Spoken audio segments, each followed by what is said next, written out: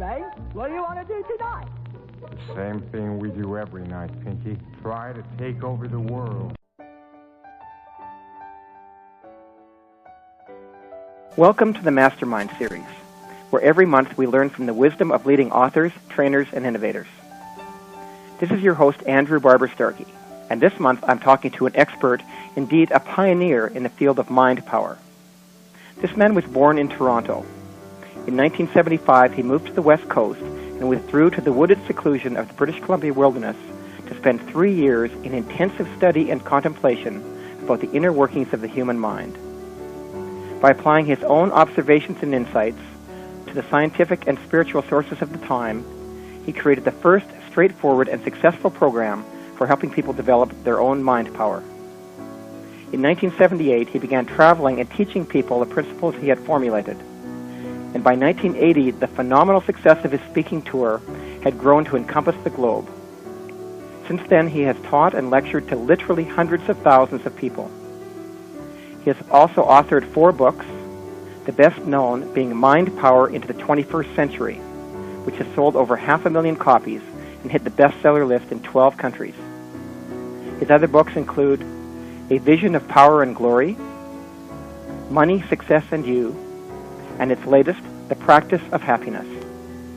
It's a great honor to have Well, let my me guest first today, of all start John off by Kehoe. just for a minute or two explaining the whole premise behind mind powers and why and how mind powers work. Everything in our physical universe is made up of vibrations of energy. Everything. The telephone that you use is made up of vibrations of energy. The seat that you're sitting on is made up of vibrations of energy. The clothes that you're wearing is made up of vibrations of energy. The walls in your house are made up of vibrations of energy. Everything in the physical universe is made up of vibrations of energy. And our thoughts are also vibrations of energy. Our thoughts are the most dynamic, fluid substance in the entire universe. That thoughts are a vibration of energy separate and independent of our physical universe, and yet it interacts with our physical universe. Now, one of the most amazing things to understand is that any thought that is repeated over and over and over again in your conscious mind will take an imprint into the subconscious. Now, once this imprints into the subconscious mind, it then acts as a tuning fork. It begins vibrating, and it attracts to you the people, the circumstances, the events, the synchronicity that matches the images that you have within. That you have a very real power to influence and direct the things that happen to you working with your thoughts.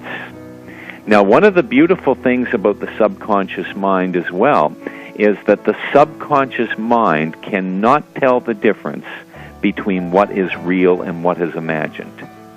So that you can program and imprint into your subconscious anything that you choose. There was a very famous experiment done in one of the large American universities where they took a group of college students and they divided them into 3 separate groups, and they tested them for skill at throwing the basketball at the basket. And then they recorded their scores. And what they did is they had the first group come in to the gym every day for a half hour and practice throwing the ball at the basket. The second group engaged in no practice, and the third group engaged in a very different practice. What they did is they had them come into the gym, just mentally imagine that they're throwing the ball, and mentally imagine that they're scoring, doing it only in their mind. And then after a month, they brought them back and they tested them again. And what they found is that the first group that practiced every day for real showed an over 25% improvement in their score, which you'd expect because they're practicing. The second group, which did no practice, showed no improvement, and again, no surprises there. The third group, which practiced only in their mind, which never once touched a ball, interestingly enough, improved equally as much as the group that practiced for real. Now, how is this possible? Simple. By practicing in their mind over and over and over again, that took an imprint into the subconscious. So when it came time to throw the ball, their subconscious was imprinted with the fact that they were good at throwing the ball. And it showed up, of course, in their performance. Now, the implications of this go far beyond just sports training. We can use this for finances. We can use this for relationships. We can use this in our career. We can use this to cure ourselves of our illness. There is no area of your life working with mind power techniques such as visualization, such as seeding, such as affirmations, such as acknowledging, such as recreating new beliefs in your mind. There is a whole number of techniques that the mind power student practices, and when you do that, what happens is you begin to take control of your life. That your thoughts are the most incredibly powerful source of nourishment, source of a dynamic abundance that we have in our life, and nobody teaches us how to think. We're taught, be positive, do the best you can. Well, I'm sorry, that's not good enough. Being a positive thinker is a very, very simplistic, basic level of mind powers. You can do a lot more than be positive. You can start to work with this dynamic, powerful forces that you have in a very, very powerful way. And that's what I teach, and that's what people prosper with. So basically, I think what I read in the book is it says the powers of the mind are governed by laws which can be easily understood by anybody. Exactly. There's nothing too difficult about this. Once you awaken, and it is a real awakening. I mean, I know for myself when I first realized that, my God, my thoughts influence my reality. Not by being positive. I have to re-emphasize this point. People sometimes mistake mind powers for positive thinking. It's not just simply being positive. It's actually using techniques to imprint into your subconscious. That's the key. You want these beliefs, you want these images, not just on a conscious level. That's positive thinking. You want it on a subconscious level. And once it takes on a subconscious level, then you are attracting those things to you. And there is no greater turning point in a person's life to discover that I have personal power, that I am the master of my destiny, and all it takes is maybe 15 minutes a day. 15 minutes a day would transform your life if you're willing to practice it on a regular basis. And if you're practicing the right techniques. Yes, and I might also mention that this can work equally as well against you. Your thoughts can bring sickness. They can keep you in poverty. They can keep you from succeeding at your goals. In fact, that's one of the great tragedies of our day, is that most people are not getting ahead because, number one, they're working too hard. I'm not a big believer in hard work. I know I've done talks sometimes to corporations, and sales managers will be looking on in horror as I'm saying that maybe your problem is you're working too hard. You should never work too hard. You should always work smart, not hard. It has nothing to do with hard work. It has to do with your consciousness. It has to do with your beliefs. It has to do with your thoughts. That is what is going to create your reality. Well, what's the downside of overwork? Because I know there is one. Well, I think there's a lot of downsides to overwork. Number one, I don't think it's a lot of fun, and I'm distrustful of any life that is not joyful. And when I say joyful, it doesn't mean that you're, suddenly going around in ecstasy every moment of every day. But I mean, if you're working these long hours under all kinds of stress, what kind of quality of life is that? I mean, you have to insist that your life has joy and fun in it.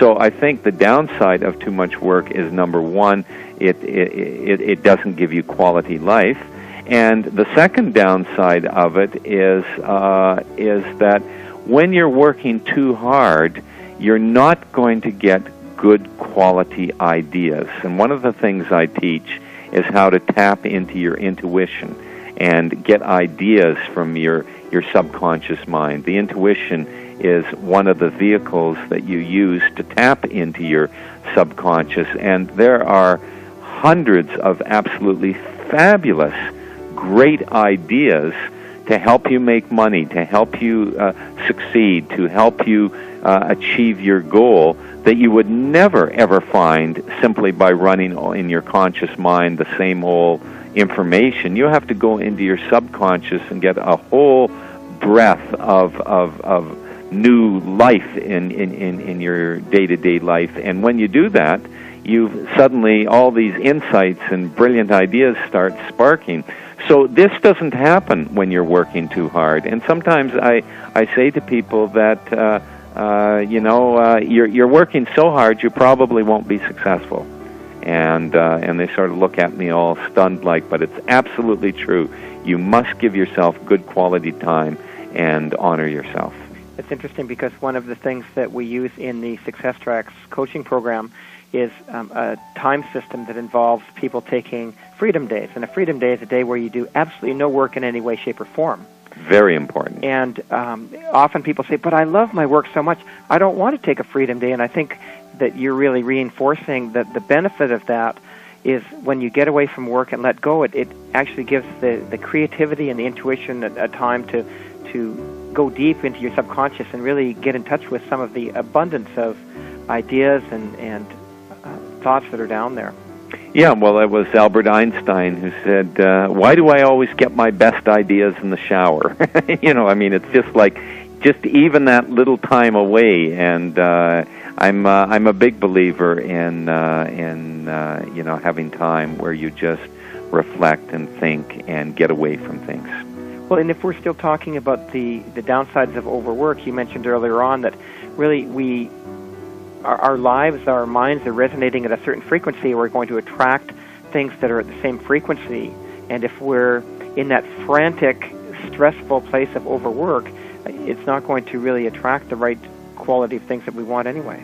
Absolutely. And it's also showing somewhat of a lack of self-respect for yourself and a lack of self-image in a way. I mean, it's almost like you're saying to yourself that I have to work 16 hours a day in order to be successful. Well, how come? I mean, you are a brilliant human being. There are thousands of opportunities. There are staggering opportunities to make money out of there. There are staggering opportunities to be successful out there. I mean, why do we have this erroneous belief that I have to work constantly in order to be successful? Now, you will find, and I've made, when I wrote my book, Money, Success, and You, it was quite interesting that when I was in my manuscript form of that book, I sent the manuscript to about a dozen of my friends who were financially successful. And what was interesting is I made a list of them, and by financially successful I meant as a net worth of over $1 million. And as I made my list, something very interesting came to me. I realized that every single one of those people made their money in areas that they loved. I mean, one was in home renovation, another was in publishing, another was a jewelry wholesaler, another was a clothes manufacturer, that every single one of them made their fortunes in things that they loved to do. And it got me thinking, has anybody ever made a great deal of money by doing something that they don't love? And you know what? I couldn't think of one person. Great question. You know, I mean, not only people I know, but out there in the world. I mean, Bill Gates didn't say to himself, oh, I wonder how I can be the richest man in the world. Oh, I think I'll get into computers. He got into computers because he loved it. And that's one of the secrets of success as well, is find something that you love to do. And then, of course, if you love to do it, not only are you going to be more successful at it, but you're going to have more fun in your life. And fun and joy is one of the principles that I teach. Right, so you win both ways. You win both ways. I'm thinking also about the overwork, and going back to the very first principle I think you mentioned to us was trust the universe. And my thought is that one of the reasons that people kill themselves working so hard is because they simply believe there's not enough, that they're going to fail, and they're living in fear of scarcity, and they've got to work so hard. And the other perhaps is a belief that there's not enough, they're not safe unless they have power, and they're not okay unless they have power, so they have to be successful in order to be okay that way. So either way, it's not really trusting the universe. Not at all. I remember one time in one of my seminars, I had someone, and I really like people to clearly define their goals, because it is one of the maxims of Mind Powers, is that you must know what you want before you can get it. And so this person was saying, I want to be the richest man in Canada. And I thought to myself, okay, well, that's interesting. And I questioned him further, and I said, well, why do you want to be the richest man in Canada? And he said, so I can prove that it can be done. And I just thought, well, what a weak reason to do it. I mean, the beautiful thing about life is that we get to choose whatever goal we want. I mean, isn't that wonderful? The whole free will. Everybody lives their life in a different way. Everyone can have different goals, different objectives, different definitions of success. We get to define it in our own way. But to need to do that just to prove he could do it, I thought was showing actually a little bit of lack of self-confidence in himself. And the same thing in our life is, let's examine why we have these goals. And when you examine them, sometimes you find that your motivations aren't as true as we initially thought they would be. So you don't want to end up, like the old saying goes, to be the man who ends up climbing the ladder of success only to find that it's up against the wrong wall, you know. That's what I think midlife crises are, by the way. It's I think it's a wonderful thing that at the midway point of our life that our psyche should shake us up. I mean, whenever someone's going through a midlife crisis, I always say to them, how wonderful. Oh, I'm so happy for you. And they always look at me strange, but I am happy for them, because it's a wonderful thing that at the midway point of your life, your psyche should shake you and demand that you look at your life, demand that you look at your values, demand that you look at the choices that you're making. And midlife crises are never enjoyable. I mean, they're always unpleasant, and you go through anguish and turmoil and self-doubt, and you go through all these things. But you come out the other end stronger and a clearer idea of what is important in you. And that's what reevaluation is. And at different stages of our life, either we take time to do that, or life will gift us with a crisis and make us do it. Mm-hmm. So midlife crisis is really an opportunity for us to take a look at the ladder and see which wall it's up against, and whether that's really where we want to keep on climbing to. Absolutely. Right at the beginning of Mind Power, one of the things you say is the first step to changing your life is to pay attention to the flows inside your, the thoughts inside your head, and then direct them accordingly. Can you talk a little about that? Yes. Every day we're thinking thousands of thoughts, absolutely thousands of them. And when you realize that your thoughts influence, affect, and help to create your reality, then you become very conscious of what you're thinking. And for example, let's take money for an example. Is when you think about money, what exactly do you think about usually when you think about money? Is it that money is difficult? to make, that there's no good opportunities out there to make money, that I never seem to have enough money. I mean, if these are the type of thoughts that you generally think, unfortunately what's happening is you are imprinting that reality into your subconscious. Just by your day-to-day worrying and concern about money, you are imprinting into your subconscious a scarcity consciousness. And as I said earlier in our discussion, that once things are imprinted in the subconscious then begins to attract the people, the circumstances, the events that match the images that you have within. So you are actually keeping yourself in a spiraling, never-ending experience of frustration on getting ahead financially. And I don't care how many hours a day you work. I don't care how many new jobs you go to. I don't care how many new schemes and ideas you have. If your beliefs about money are limiting, then you are going to not be manifesting money. Now, the opposite is equally true. And this is the beautiful thing about Mind Powers, and I might repeat myself 2 or 3 times in our interview here, because repetition is one of the key aspects to getting things, is that your subconscious will accept any thought or belief that you continually imprint. And imprinting is one of the techniques that I teach in Mind Powers. If we have time, we'll get into it in this interview. If not, then you can read my books or come do my seminars. 1 hour will pass by like the speed of a bullet when you have a good, interesting interview. So it sounds like a long time, an hour interview, but I'll tell you, it is just going to whiz by like the blinking of an eye. But anyways, you can imprint into your subconscious prosperity beliefs. And even if you don't believe it, and this is another thing, you don't have to consciously believe it. All you have to do is imprint it over and over and over again. And what will happen is day by day, it will begin to take an imprint, and you will change your beliefs about money.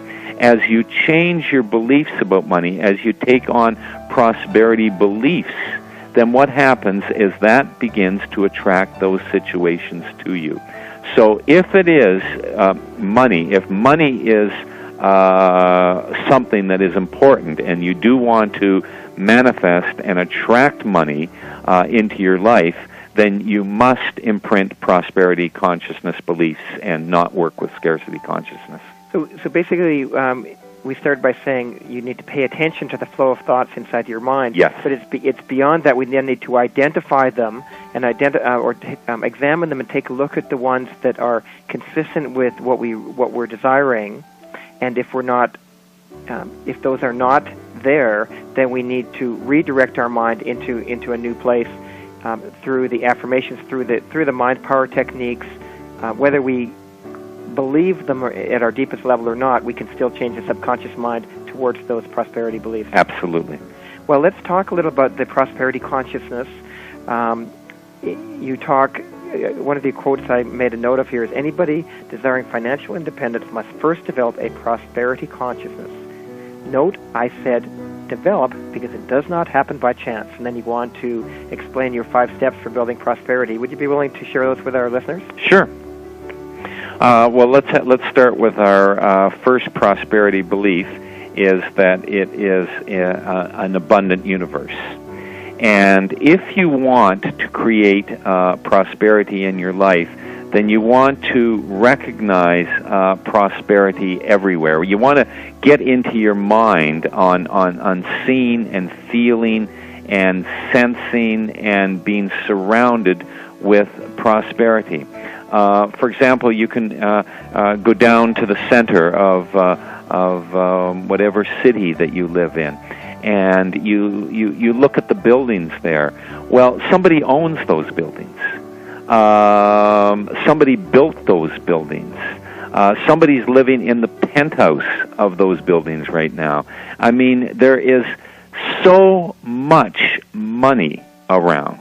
There is billions and billions and billions of dollars transferring in the free enterprise system hourly, money moving from one place to another, to recognize that the world that we live in is actually loaded. There is so much money out there, and that the free enterprise system rewards ingenuity and service, that if you have a good idea, a good service, a good product, that you can market that in such a way as to make yourself a fortune.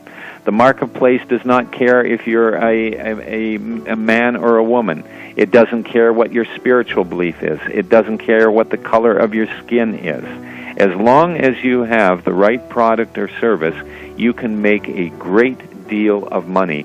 And to recognize that there are millions of millionaires out there. I mean, it's many people's goal to be a millionaire, and I think it's a wonderful goal. If indeed that's what you want to do, if you want to be a manifester of money, then go out there and make a lot of it. Recognize, I think the most recent statistic in the United States, I don't have one for Canada, but in the United States, was there was something like 6 million millionaires. I mean, these are not an endangered species. So if they can do it, why not you? Are they any different from you? Not at all. As I say, with prosperity consciousness and good ideas and initiative and finding your calling, there is no reason why you can't make a great deal of money. So the first prosperity belief is that it is an abundant universe, and that there's lots of prosperity out there. Staggering opportunities, that's another one of my prosperity beliefs, is that there are staggering opportunities to make a great deal of money out there. I'm always amazed when I speak to people on how it is that they've made their money, successful people. I remember one person that took my training in New Zealand. Actually, I do travel and teach all over the world, and he called me out and he said, "John, I took your training a number of years ago. I want you to come out."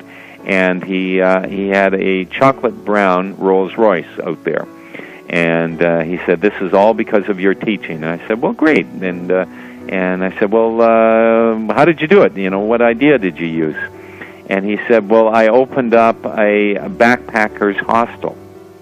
And that led into a string of backpacker hostels, and he's a multimillionaire. Now, who would think that operating a backpacker hostel would produce millions of dollars in profit? But nonetheless, it did. There is so many ways of making money out there, but you got to find something that you feel good about. Well, I was going to say that may take us back to the importance of doing what you love, and knowing that even if you limit yourself, quote, by doing only what you love, there's still a huge number of opportunities to operate and to be successful. Absolutely. Another one of my prosperity beliefs is that it's our duty and responsibility to succeed, and I spoke about that a little bit earlier in our talk here, and that. And I really think that each and every one of us brings to the table a little piece to the puzzle, that each of us has an answer to some solution or problem or difficulty that we have here on this planet, that we're all plugged into the same system, and that we really have to honor what's calling us, because that is what is not only going to make us successful, but that is what is going to be our contribution to our fellow members here in the human race. Mm-hmm. Like when I, for example, honored that calling to leave my business as a rock and roll promoter, I mean, I was making a lot of money. I was having fun with it.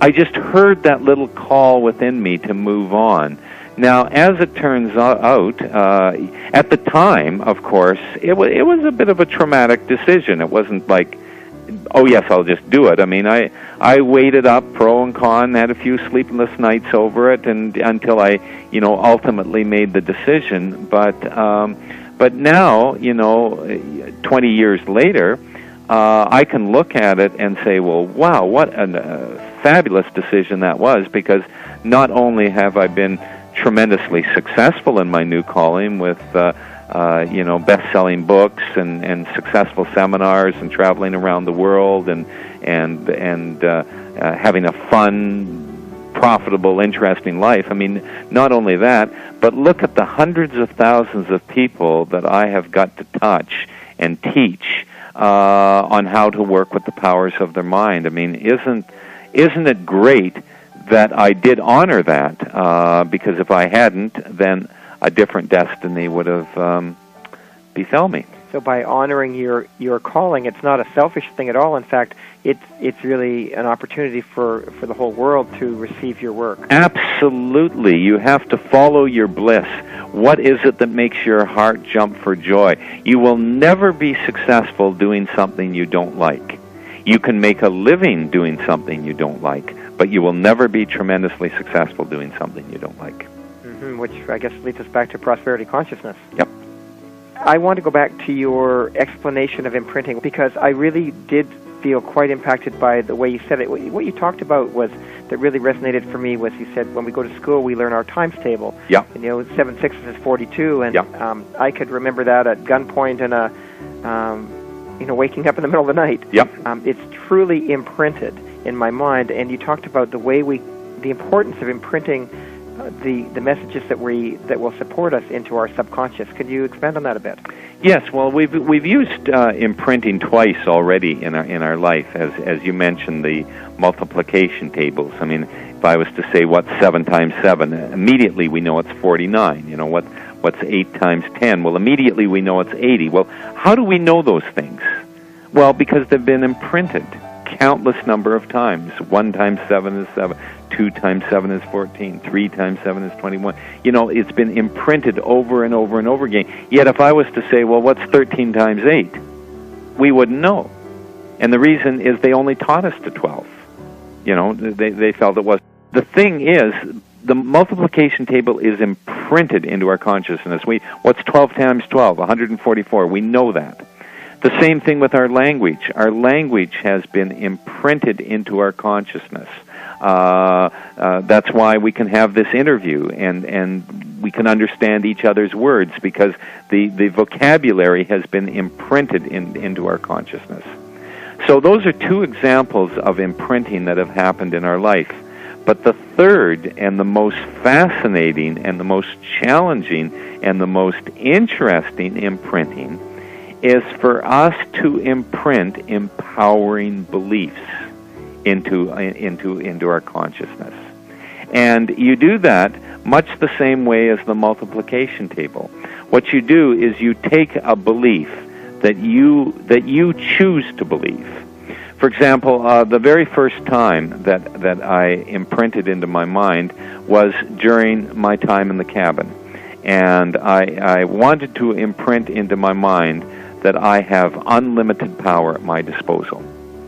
So what I would do is every evening before I went to bed, I would take out 5 minutes and I would think about the powers of the mind and about the power of choice and how I can choose my thoughts and how thoughts have power to them, and that by choosing your thoughts you can direct and influence your actions, and you can create vibrations of energy within you that will attract realities to you, and that this is very powerful, and that I have unlimited power at my disposal. So what I would do is I would spend 5 minutes every day contemplating this, thinking about it, affirming to myself that I have unlimited power.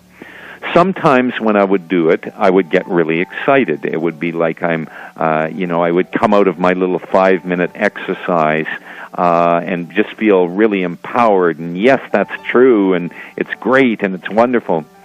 Other times when I would do it, it would be almost like I was lying to myself. Like, who are you kidding? You know, you don't have unlimited power. And sometimes it would be like I was fooling myself. Sometimes when I did it, it would be very cold and mechanical. And other times it would be exciting and inspiring. But the key here is I did it every day. I charted myself. I never missed a day. Whether it was exciting to do it, whether it was boring to do it, I did it every day. Mind Powers needs repetition. And somewhere between 60 and 90 days, and that is a very, very key in imprinting, is that it needs time, but somewhere around that 60 to 90 day period, I remember waking up and just waking up with this flaming reality that I have unlimited power at my disposal, and I knew it. I owned it. It was imprinted.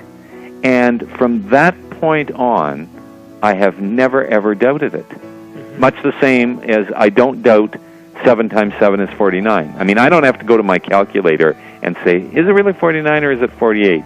I don't have to double check. I know it's 49. I don't have to double check on how much power I have. I know that I have unlimited power at my disposal. So it's simply repetition over and over again for even up to 90 days. Exactly. Repetition is the key with Mind Powers. This is the difference between positive thinking and Mind Powers. Mm-hmm. Is positive thinking is that think positive and positive things will happen to you. And I've nothing, no bone to pick with positive thinking. I'd certainly much rather you be positive than negative. But Mind Powers is taking it a step beyond that. What it is it's defining very clearly what it is you want, and then through techniques of affirmations, visualizations, imprinting, acknowledging, creating new beliefs, by actually putting these things through repetition so that your subconscious mind begins to pick up on it. And repetition is the key. You don't have to spend a lot of time with Mind Powers. You can, as I said earlier, you can transform your life with as little as 5-10 minutes a day. But you do have to do a little bit of work every day on it. It doesn't happen magically.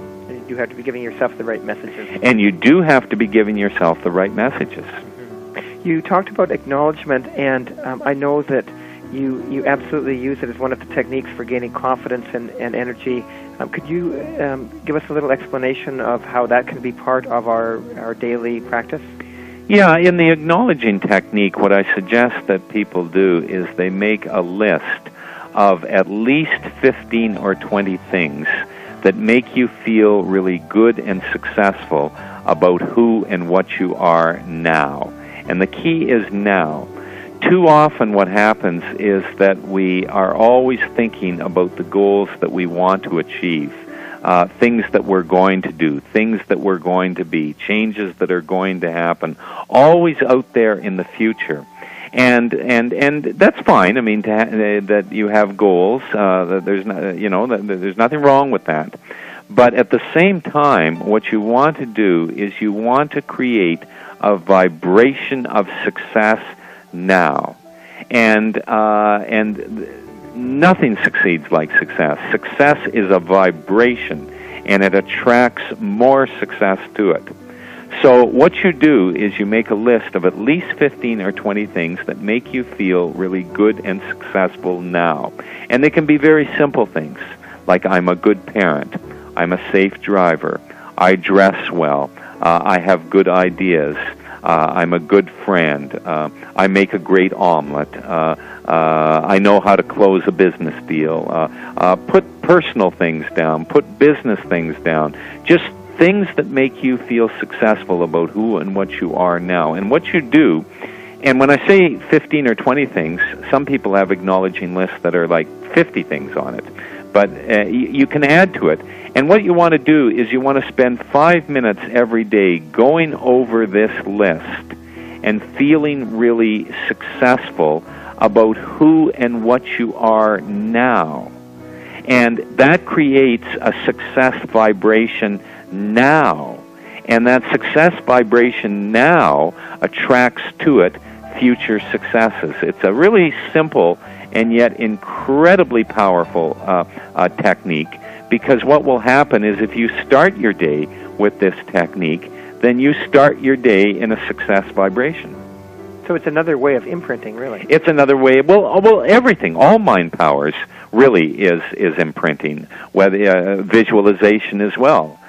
Visualization is really imprinting into your consciousness the exact goal, seeing, feeling, tasting, vibrating, exactly what it is that you want to have happen to you. But one of the keys and one of the tricks with visualization is that you always visualize it as if it's happening now. See, a lot of people make the mistake is they visualize that they're going to achieve it, that they will achieve it, that it's something happening in the future. In the visualization, you want to visualize it as if it's happening now to you. It's a little trick, like, for example, the example I used with the basketball. I mean, they visualize, they imagine that they were throwing the ball, they imagine that it was scoring. The same thing with your visualization is whatever it is that you want to have happen in your life, whatever it is, what you do is you visualize it as if it is already happening now. Now, you don't have to hang on to that all day. That's another mistake people make, is they think they have to hang on to this feeling desperately. Every day I can't ever let a negative or contradictory thought in. I have to defend this at all costs. Not at all. Relax. Take it easy. As long as you're doing it for 5 minutes a day, every day, the subconscious mind will quite naturally pick up on it. Fabulous, fabulous.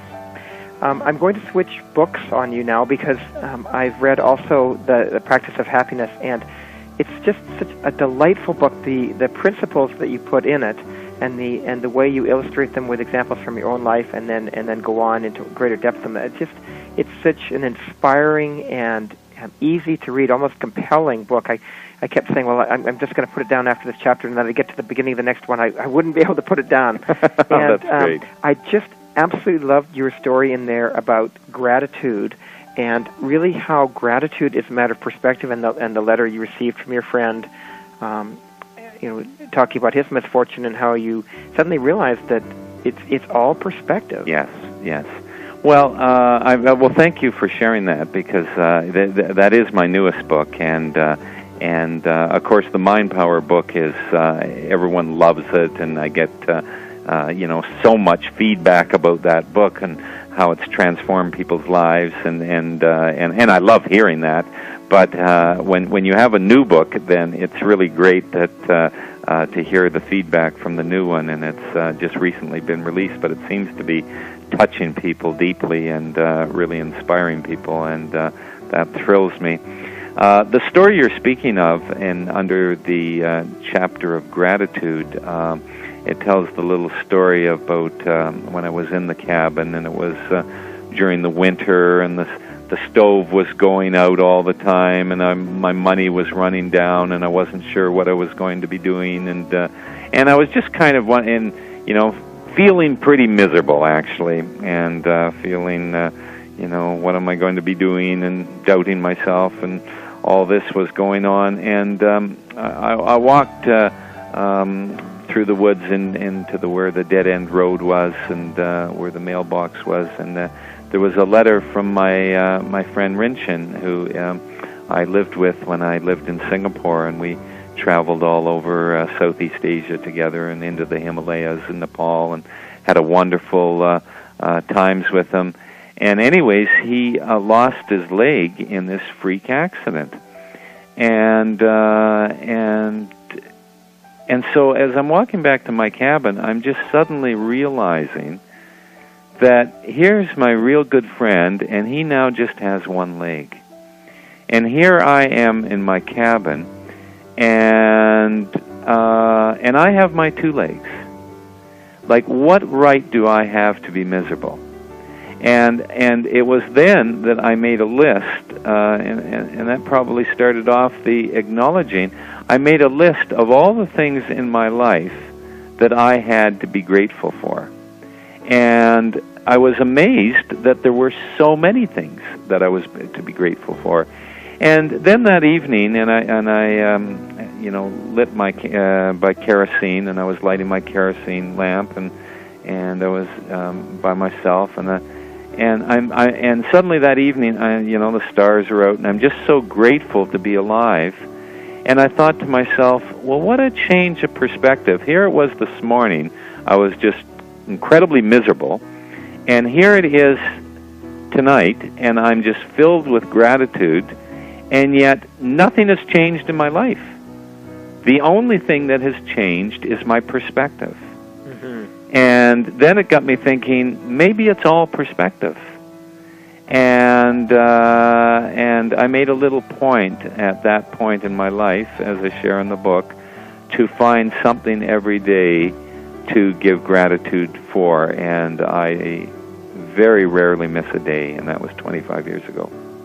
That's fantastic, and we're going to run out of time, but I want to take one more step beyond that if we could do it.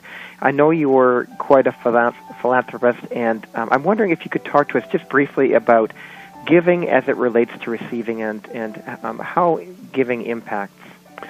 Yes, I'm a very, very big on balancing giving and receiving, and I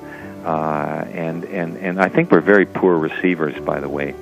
I have a whole segment that I teach on receiving and the importance of receiving, but let me talk a little bit about giving. And I believe in tithing, and tithing is giving a percent of what you earn away from yourself. And when you do this, and it can be any percent that you want. I like to give away 10%. Some people give away 1% or 5% or 20%. Doesn't really matter. But psychologically, it needs to be a percent. And when you give, when your income comes in and you realize that a percent of this does not belong to you, that it must be given away, and you give it away to different communities or charities or individuals or somebody, playing the guitar on the side, and you think, okay, well, I'm going to give that guy $10 or $20. That's tithing. That's giving away, or writing out a check to a homeless shelter. That's tithing. And when you create a practice of this, then what happens is it's one of the strange and mysterious laws of the universe, is that whatever we give away from ourselves comes back many-fold. And the mistake that people make in tithing and giving away from themselves is they say to themselves that I'll give away as soon as I have some money. As soon as I get ahead financially, then I'm going to be real good at giving away. Wrong. You give away now. You give away out of your lack. If you were down to your last $1,000, one of the most powerful things that you could do would be to give away 100. Because let's face it, what's the difference between 1,000 and 900? I mean, you're still kind of, not in a very good situation, but psychologically and spiritually, and you would have created an immense amount of personal energy. So I believe in philanthropy, and that's actually one of the wonderful things about being financially successful, is that you get to help a lot of different individuals and organizations, and I believe strongly in that. But you can't wait until you're financially successful. You have to start your program right now with your humble little beginning, whether it's even $50 or $100 a month. Doesn't matter. It can make a huge difference to you and other people. Well, and that brings us wonderfully full circle, because those that have a hard time giving away don't trust the universe. That's right. That's right. So it's a wonderful way to wrap up. John, I know that many of our members are going to be interested in looking further into your work, and I was very excited to hear that you're going to be one of the speakers at Peak Potential's Wealth and Wisdom seminar this fall. So that's one way people can see you and hear your work. But for those that don't want to wait that long, can you tell us about your website and how to get there and what people can find there? Yes, but let me also add, I'm also looking forward to being there at the seminar. We're going to have, fabulous time together, and I love sharing this information. For people that want to know more about my work, you best log on to my website, and that is learnmindpower.com. I mean, if you want to learn about mind power, then come on to learnmindpower.com, and it's all run together. And it's all run together there, and that can let you know about my tours and where I am. And I'm a bit of a gypsy. I go all over the world, so you sort of catch me when you can. Now, people can buy your books directly from the website. They can also get them at most of the bookstores. Yeah, on the website you can get books, tapes, and videos, and my books are readily available at all bookstores. Fabulous.